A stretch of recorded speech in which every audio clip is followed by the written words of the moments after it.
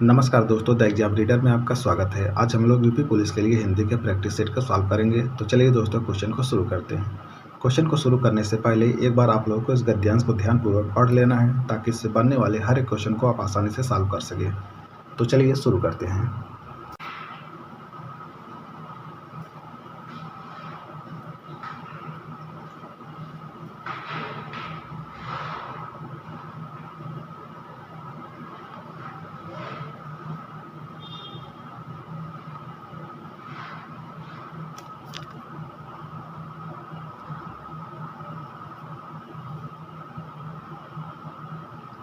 उम्मीद करता हूँ आप लोग गद्यांश को ध्यानपूर्वक पढ़ लिए होंगे। तो चलिए क्वेश्चन को शुरू करते हैं।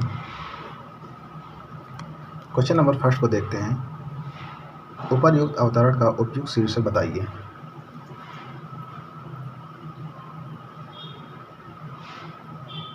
ऑप्शन सी इसका राइट आंसर हो जाएगा, कार्य तत्परता। नेक्स्ट क्वेश्चन देखते हैं। जीवन में एक सफल सिद्ध होने के लिए आवश्यक उपादानों में से एक प्रमुख उपादान क्या है?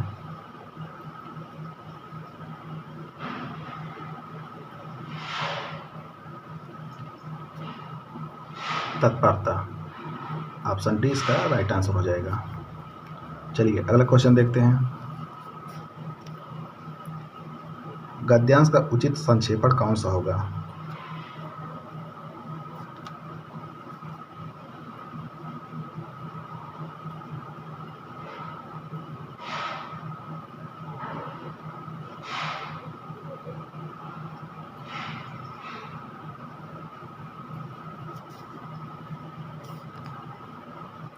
ऑप्शन बी इसका राइट आंसर हो जाएगा। जागरूक व्यक्ति सदैव उत्साहित होकर तत्परता से अपने कार्य में जुट जाते हैं और अनुशासित होकर उसे समय पर पूरा कर डालते हैं। समय पर कार्य करने से वे अपने कार्य क्षेत्र में सभी के विश्वास पात्र बन जाते हैं और यही विश्वसनीयता सफलता का साधन बनती है। यही तत्परता सफलता और समृद्धि का प्रमुख उपादान है। चलिए अगला क्वेश्चन देखते हैं।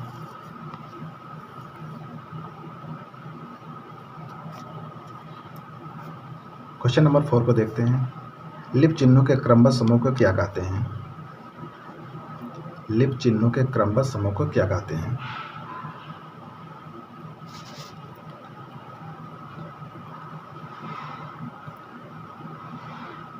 वर्णमाला। ऑप्शन डी इसका राइट आंसर हो जाएगा। चलिए अगला क्वेश्चन देखते हैं। ऐसी कौन सी दो मात्राएं हैं जिनका प्रयोग तो किया जाता है किंतु उनका समावेश स्वर में नहीं किया जाता?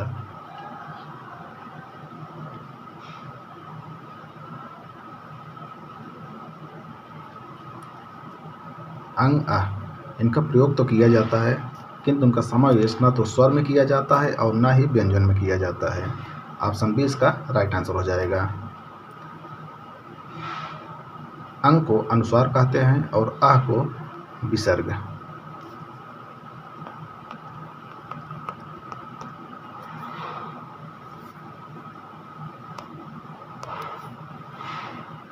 चलिए अगला क्वेश्चन देखते हैं। संस्कृत से हिंदी में प्रयुक्त मूल शब्द से वर्तमान अस्थायी तद्भव रूप तक पहुंचने के मध्य में संस्कृत के अशुद्ध या टूटे फूटे स्वरूप में प्रयुक्त होने वाले शब्द क्या कहलाते हैं?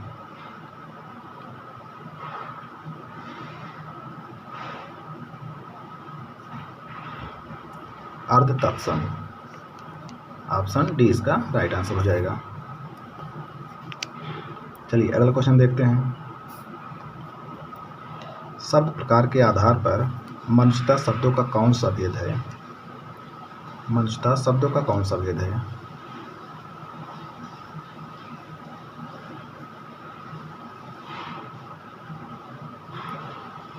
भाववाचक संज्ञा।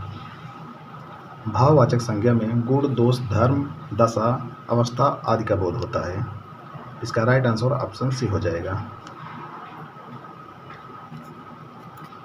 चलिए अगला क्वेश्चन देखते हैं। इंद्रियों को जीत लिया हो जिसने, वाक्यांश के लिए सही विकल्प का चयन कीजिए।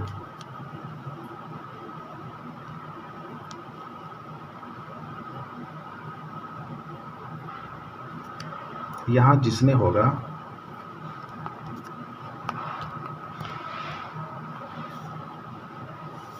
ऑप्शन से इसका राइट आंसर हो जाएगा जितेंद्री।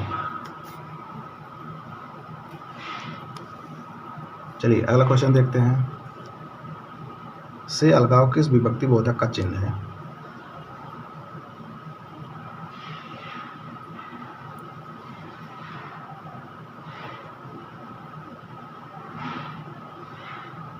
ऑप्शन डी इसका राइट आंसर हो जाएगा अपादान कारक। कारक 8 प्रकार के होते हैं। चलिए अगला क्वेश्चन देखते हैं। तन शब्द का लिंग निर्धारित कीजिए। बताना है तन कौन सा लिंग है।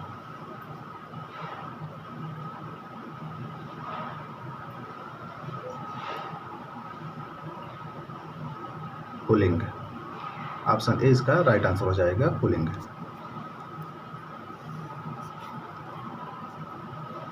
चलिए नेक्स्ट क्वेश्चन देखते हैं। उत्तम पुरुष सर्वनाम के किस भेद का एक प्रकार है?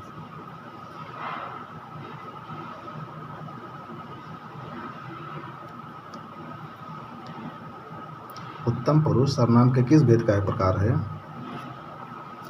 उत्तम पुरुष पुरुषवाचक सर्वनाम का एक भेद है। ऑप्शन बी इसका राइट आंसर हो जाएगा। पुरुषवाचक सर्वनाम 3 प्रकार के होते हैं। उत्तम पुरुष, मध्यम पुरुष और अन्य पुरुष। चलिए अगला क्वेश्चन देखते हैं।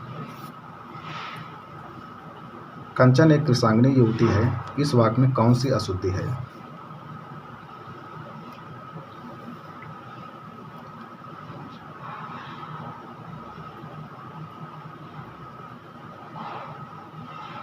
ऑप्शन ए इसका राइट आंसर हो जाएगा सब चयन संबंधी अशुद्धि। इसका शुद्ध वाक्य हो जाएगा कंचन कृषांगनी है, एक और युवती नहीं रहेगा। कंचन कृषांगनी है। चलिए अगला क्वेश्चन देखते हैं। निम्नलिखित में से कौन सा अनौपचारिक पत्र का उदाहरण है? इनमें बताना है कौन सा अनौपचारिक पत्र का उदाहरण है।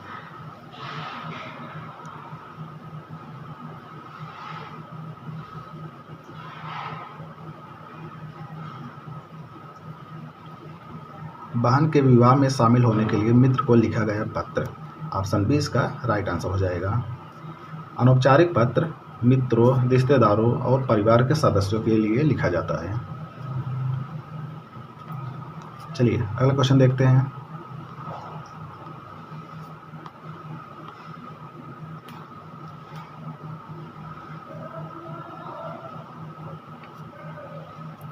हिंदी भाषा में ह्रस्व स्वरों की संख्या कितनी है?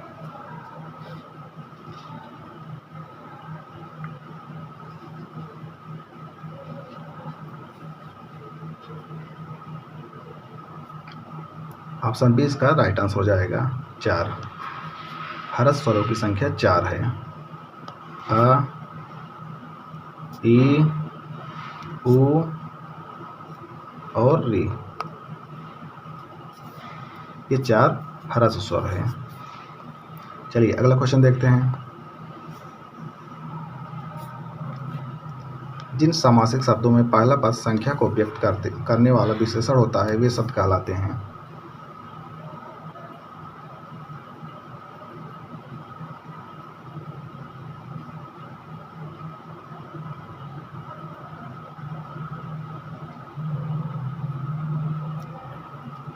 ऑप्शन बी इसका राइट आंसर हो जाएगा द्विपद समास। द्विपद समास में पहला पद संख्यावाचक होता है। चलिए अगला क्वेश्चन देखते हैं। सुहावना, लिखाई व छलिया में निहित प्रत्यय के लिए सही विकल्प का चयन कीजिए। इनमें बताना है सुहावना, लिखाई और छलिया में कौन कौन सा प्रत्यय है। प्रत्यय दोस्तों जो शब्द के अंत में जुड़ता है।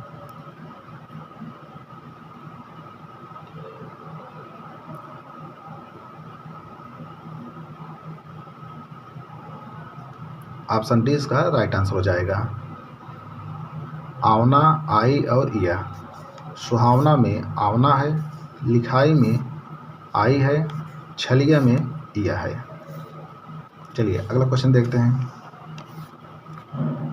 निम्नलिखित में से कौन सा शब्द तत्सम है? इनमें तत्सम शब्द बताना है कौन सा है।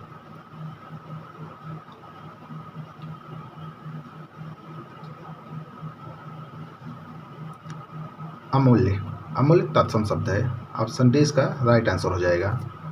अमूल्य का तद्भव अमोल होगा।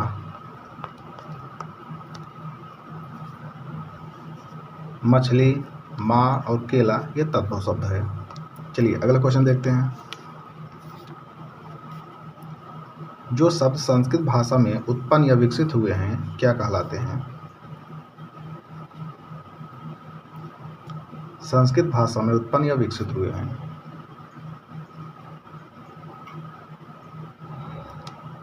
ऑप्शन ए इसका राइट आंसर हो जाएगा, तत्सम। चलिए नेक्स्ट क्वेश्चन देखते हैं। व्युत्पत्ति के आधार पर किलकिल कौन सा शब्द है? किलकिल कौन सा शब्द है बताना है।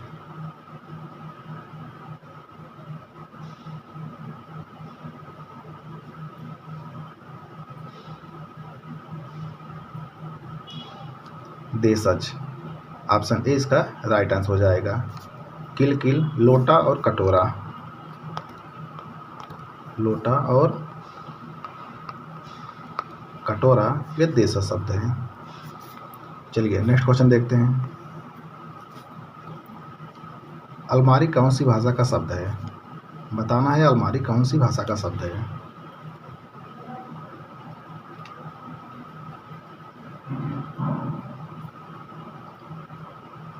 पुर्तगाली। ऑप्शन बी इसका राइट आंसर हो जाएगा, पुर्तगाली। चलिए अगला क्वेश्चन देखते हैं। जिन शब्दों का प्रयोग वाक्य को श्रव्य भावार्थ और बल प्रदान करने के लिए होता है लेकिन वे वाक्य के अंग नहीं होते क्या कहलाते हैं?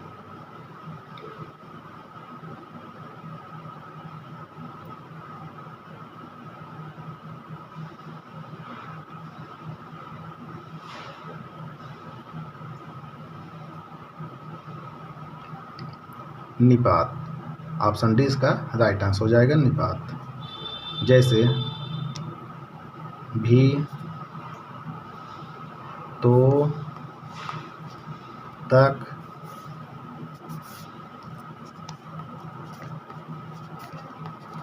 केवल ही और मात्र ये निपात कहलाते हैं।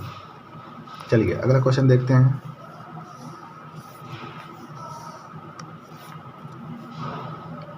दिए गए विकल्पों में से शुद्ध शब्द का चयन कीजिए। शुद्ध शब्द बताना है कौन सा है।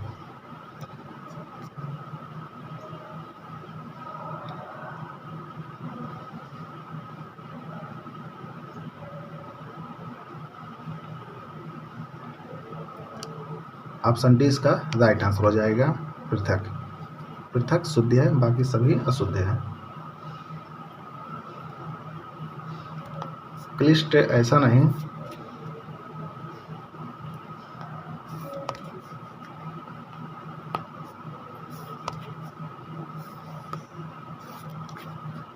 क्लिष्ट ऐसा रहेगा। मूल्यवान में बड़ा उपमात्रा रहेगा।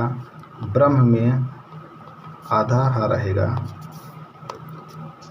इसका राइट आंसर हो जाएगा ऑप्शन डी, पृथक। चलिए अगला क्वेश्चन देखते हैं। दिए गए विकल्पों में से वह शब्द चुनिए जिनका प्रयोग सदा एक वचन में होता है। एक वचन बताना है कौन सा होता है।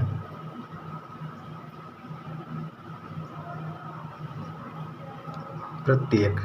प्रत्येक सदैव एक वचन में होता है। ऑप्शन डी इसका राइट आंसर हो जाएगा। नेक्स्ट क्वेश्चन देखते हैं।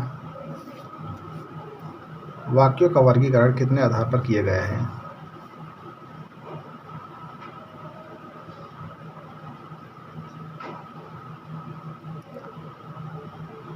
दो प्रकार का। ऑप्शन ए इसका राइट आंसर हो जाएगा। चलिए नेक्स्ट क्वेश्चन देखते हैं। वे वाक्य सरल वाक्य कहलाते हैं जिनमें, बताना है सरल वाक्य किसे कहते हैं।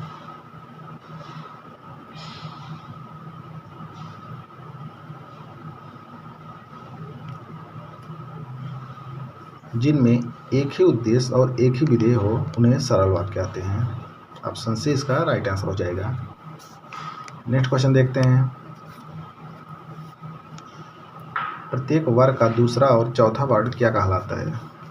दूसरा और चौथा वर्ड।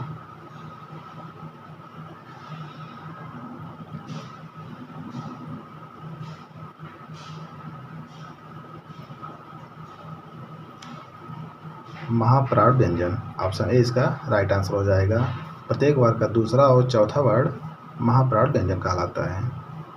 महाप्राण व्यंजन में सभी ऊष्म भी आते हैं। सभी ऊष्म व्यंजन भी आते हैं जिनमें तीनों स और हा होते हैं। चलिए अगला क्वेश्चन देखते हैं।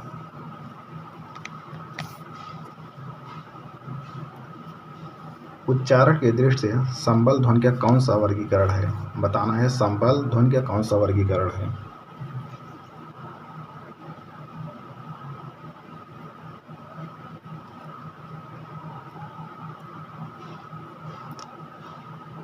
संपृक्त ध्वनि। ऑप्शन ए इसका राइट आंसर हो जाएगा, संपृक्त ध्वनि। चलिए नेक्स्ट क्वेश्चन देखते हैं।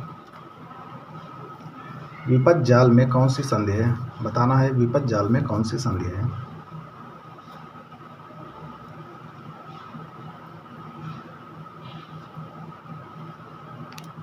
ऑप्शन बी इसका राइट आंसर हो जाएगा, व्यंजन शब्द संधि। विपद जाल में व्यंजन संधि है। नेक्स्ट क्वेश्चन देखते हैं। दुरात्मा में कौन सा उपसर्ग है? दुरात्मा में उपसर्ग बताना है। उपसर्ग जो शब्द के पहले आकर जुड़ता है।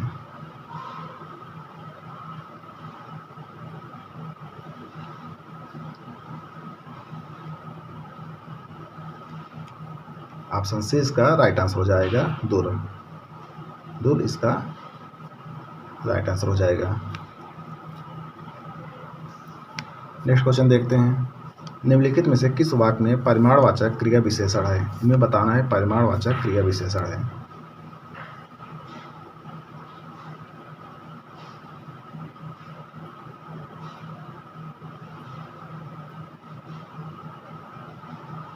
इस बार बारिश में बहुत ओले पड़े, यह परिमाणवाचक क्रिया विशेषण है। ऑप्शन ए इसका राइट आंसर हो जाएगा। बहुत परिमाणवाचक क्रिया विशेषण है। चलिए अगला क्वेश्चन देखते हैं। मनोभाव को प्रकट करने वाले वे अविकारी शब्द जिनका वाक्य से कोई संबंध नहीं रहता क्या कहलाते हैं?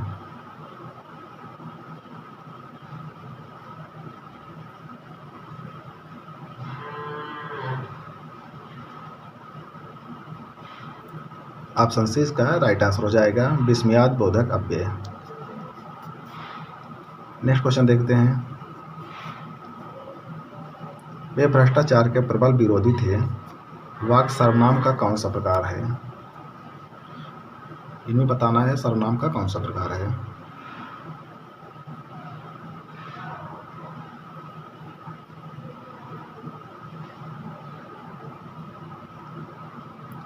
ऑप्शन डी इसका राइट आंसर हो जाएगा, पुरुषवाचक सर्वनाम।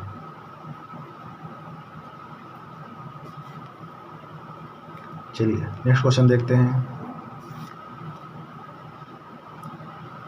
नलिनी, कैरव, चंद्रप्रिया किसके पर्यायवाची शब्द हैं? नलिनी, कैरव और चंद्रप्रिया किसके पर्यायवाची शब्द है बताना है।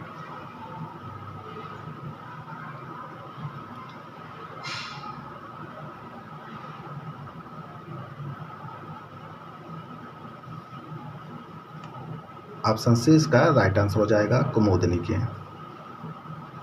कुमुदनी के नलिनी, कैरव, चंद्रप्रिया पर्यायवाची हैं। कौमुदी के ये चांदनी के पर्यायवाची है और सौदामिनी ये बिजली के पर्यायवाची है। चलिए नेक्स्ट क्वेश्चन देखते हैं। शब्द युग्म यदा कदा के सही अर्थ युग्म का चयन कीजिए। बताना है यदा कदा का अर्थ क्या होगा।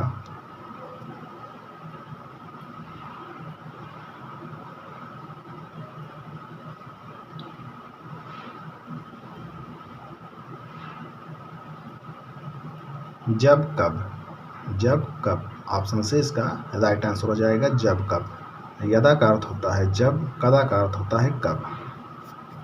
चलिए अगला क्वेश्चन देखते हैं। नियत और नियत शब्द युग्म के सही अर्थ का चयन कीजिए। नियत और नियत का शब्द युग्म बताना है।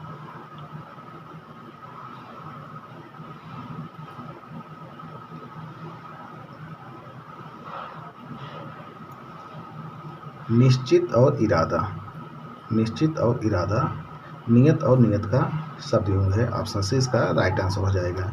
नियत का अर्थ होता है निश्चित और बड़ी ई वाली नियत का अर्थ होता है इरादा। चलिए अगला क्वेश्चन देखते हैं। आलोचकों के अनुरूप हमें अपनी रचना में परिवर्तन करना होगा। इस वाक्य में किसी एक शब्द का संदर्भ और भाव की दृष्टि से उपयुक्त प्रयोग नहीं हुआ है, उस शब्द का चयन कीजिए। आलोचकों के अनुरूप हमें अपनी रचना में परिवर्तन करना होगा।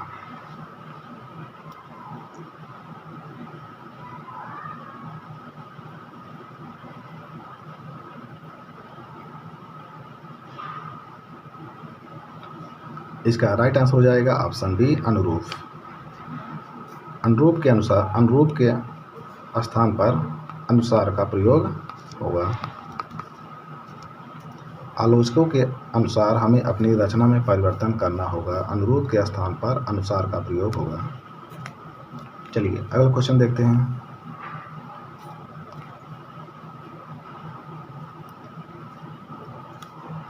अब आप चल सकते हैं वाक्य में कौन सी वृद्धि है। अब आप चल सकते हैं वाक्य में कौन सी वृद्धि है बताना है।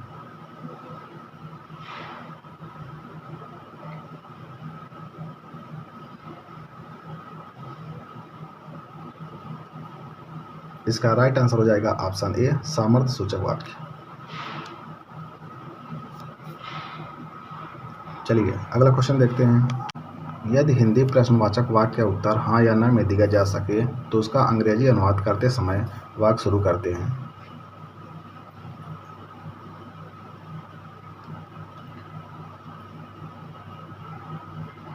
इसका राइट आंसर हो जाएगा ऑप्शन बी ऑक्सिलरी वर्ब से। इसे हेल्पिंग वर्ब भी कहते हैं।